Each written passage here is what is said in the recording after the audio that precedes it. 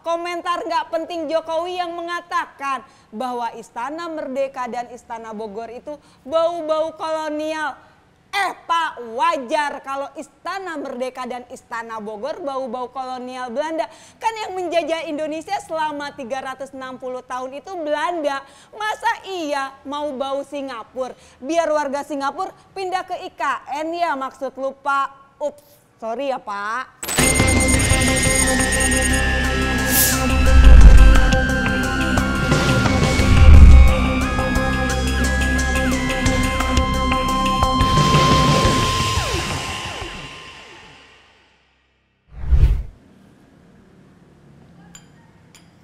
Menjelang masa jabatan presidennya selesai, Jokowi menampilkan akrobat politik yang penuh taktik demi mewujudkan ambisi gilanya. Nggak pernah terfikirkan oleh gua yang dulu menjadi pendukung butanya bro. Kini Jokowi akan melakukan semua ini sampai membuat dinasti politik dengan begitu cepat dan penuh manuver level dewa. Bahkan sampai kejanggalan dengan mundurnya Airlangga Hartarto dari Ketua Umum Partai Golkar yang secara mendadak setelah 1 hari sebelumnya bertemu Jokowi. Ingat loh, 1 hari sebelumnya Airlangga bertemu Jokowi.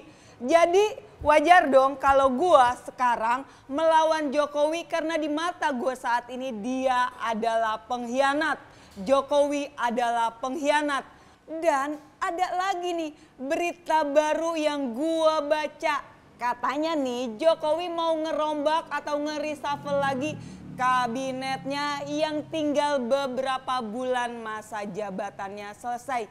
Gila juga nih orang, gua bener-bener nggak paham jika sampai benar-benar terjadi reshuffle. Maunya apa ya nih orang? Kerjaannya kok hanya buang-buang anggaran aja di tengah hutang negara yang terus bertambah. Ya emang sih buat Jokowi nggak masalah. Wong duit bukan duit dia, duit negara. Bukan duit pribadinya atau bapak moyangnya. Ya dia buang-buang lewat, nggak masalah. Jokowi emang nggak akan dirugikan. Tapi ujung-ujungnya rakyat lagi yang jadi tumbal dengan tingginya hutang negara. Informasi yang gue dapat dari media Tempo bahwa politisi Partai Nasdem dan PDI Perjuangan dikabarkan akan dikeluarkan dari kabinet. Mereka adalah Menteri Lingkungan Hidup dan Kehutanan Siti Nurbaya Bakar serta Menteri Hukum dan Hak Asasi Manusia Yasona Lauli. Yasona disebut akan digantikan oleh Supratman Andi Aktas, politikus Partai Gerindra. Gerindra lagi nih. Sementara calon pengganti Siti Nurbaya adalah Raja Juli Antoni dari Partai Solidaritas Indonesia. Tahu dong siapa ketua umumnya? Ya anak Jokowi lah, siapa lagi kalau bukan si tukang pisang Kaisang Pangarep.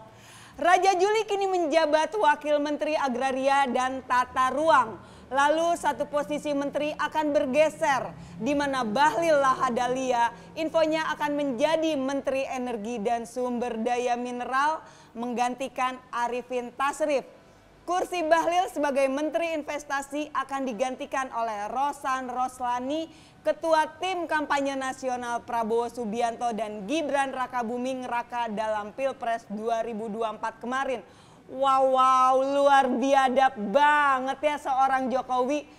Pak Jokowi yang terhormat, tolong dong jelaskan di mana tingkat urgensi dan tujuan dari reshuffle-nya kabinet Anda yang hanya bertugas sekitar kurang lebih 2 bulan. Dengan adanya reshuffle ini sudah pastinya akan buang-buang anggaran lagi karena akan menyedot fasilitas negara hingga hak pensiun. Padahal hanya bertugas 2 bulan loh. Enak banget ya 2 bulan menjabat dapat hak pensiun. Asumsi gue tujuan agenda reshuffle kabinet yang tinggal beberapa bulan lagi ini sepertinya dilakukan demi mengamankan kepentingan politik Jokowi. Karena menurut gue kinerja para menteri ini tidak mungkin maksimal dengan masa jabatan yang hanya 2 bulan. Jadi nggak ada gunanya dong. Pak, daripada lu sibuk mau melakukan reshuffle, mendingan urusin penderitaan dan beban rakyat dengan apa-apa yang serba mahal. Lu turunin harga sembako yang terus naik. Mana janji lu Pak Jokowi akan mensejahterakan rakyat? Justru hampir semua aturan yang lu buat malah mencekik dan menyusahkan rakyat. Ya seperti baru-baru ini, lu tanda tangani aturan mengenai larangan menjual rokok eceran, susu formula yang gak boleh diskon, sampai diizinkannya anak remaja pakai alat kontrasepsi. Sebelum menikah mikir, kalau buat aturan itu gimana efek dominonya buat rakyat kecil Pak Jokowi.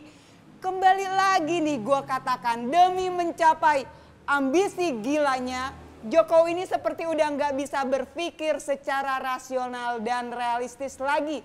Ayo kita sama-sama perhatikan dalam mengambil setiap langkah, keputusan maupun aturan. Gue lihat Jokowi tidak sama sekali memikirkan dampak buruknya, apalagi efek domino terhadap rakyat. Ya dari hal-hal tersebut gue melihat ada kepanikan dan ketakutan yang luar biasa dari seorang Jokowi. Contoh komentar gak penting Jokowi yang mengatakan bahwa Istana Merdeka dan Istana Bogor itu bau-bau kolonial. Pak, wajar kalau Istana Merdeka dan Istana Bogor bau-bau kolonial Belanda. Kan yang menjajah Indonesia selama 360 tahun itu Belanda. Masa iya mau bau Singapura? Biar warga Singapura pindah ke IKN ya maksud lu Pak. Ups, sorry ya Pak. Iya, kepanikan dan ketakutan Jokowi ini menurut gua karena sebenarnya dia menyadari karma yang akan menghampiri dia dan keluarganya nanti. Tapi karena semua sudah terlanjur dia lakukan tanpa berpikir panjang, akhirnya malu sendiri sampai kalap deh tuh si Jokowi. Bahkan menurut gua permintaan maafnya beberapa waktu lalu pun sebagai salah satu bukti selain pencitraan tetapi bentuk kepanikan dari dan ketakutan yang mungkin dia berpikir jika selesai masa jabatan maka semua kebusukannya terbongkar dan akan berimbas pada anak, istri atau mungkin bahkan cucunya. Makanya saat dia tidur di IKN jadinya nggak nyenyak. Atau mungkin juga setiap malam tidurnya Jokowi nggak pules ya. Karena dikelilingi oleh rasa ketakutan atas perbuatannya sendiri. Manuver politik yang dia lakukan menjelang masa jabatannya selesai sebagai bukti nyata betapa rakus dan serakahnya seorang Jokowi. Dia tidak peduli sama sekali dengan rakyatnya sendiri yang terus-menerus menjadi tumbal demi mewujudkan ambisi gilanya itu.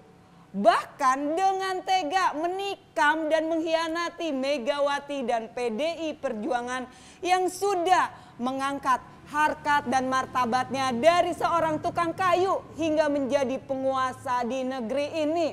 Ayo kita akan sama-sama saksikan akhir dari cerita drama di negeri Konoha yang dipimpin Jokowi saat ini.